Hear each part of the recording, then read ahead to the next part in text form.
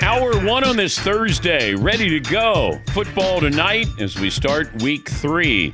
This is kind of clean up your mess or you start going south in a hurry. And for the Miami Dolphins, you better clean up your mess tonight. On the road, you're a 12.5-point underdog. And when you think about week 3 of the NFL season, it feels like a turning point for some of these teams.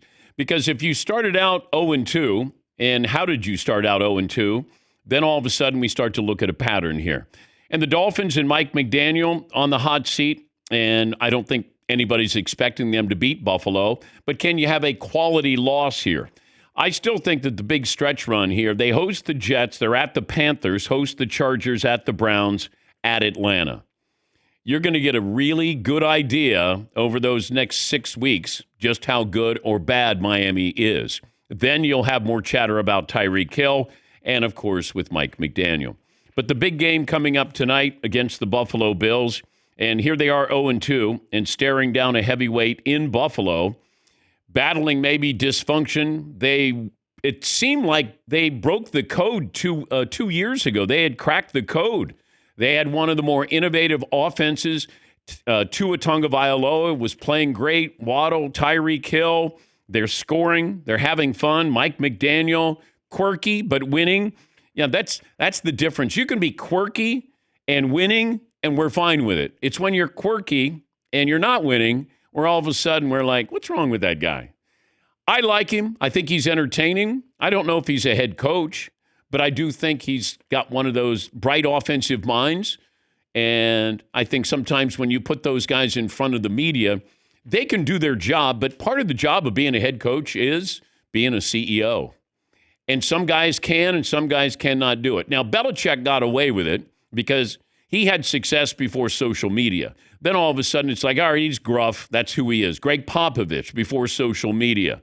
You know, they could be really tough on the media. Bob Knight, you could be tough on the media, but you're winning. Bill Parcells, Pat Riley, tough on the media, but you're winning. It's when you don't, and I'm not saying Mike McDaniel is tough on the media. You got Brian Kelly at LSU. All right, if you're winning, you can be tough on the media. Urban Meyer, Nick Saban, but you got to win.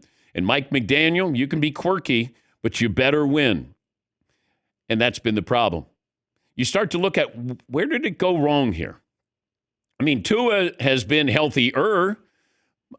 Feels like the same team that they've had. It's just they don't feel threatening. And then you have that stretch where you host the Jets at the Panthers, host the Chargers at the Browns at Atlanta.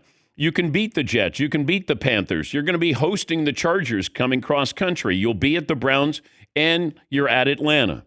They're all winnable games. The question is, can you win 3 out of 5? Can you win 4 out of 5?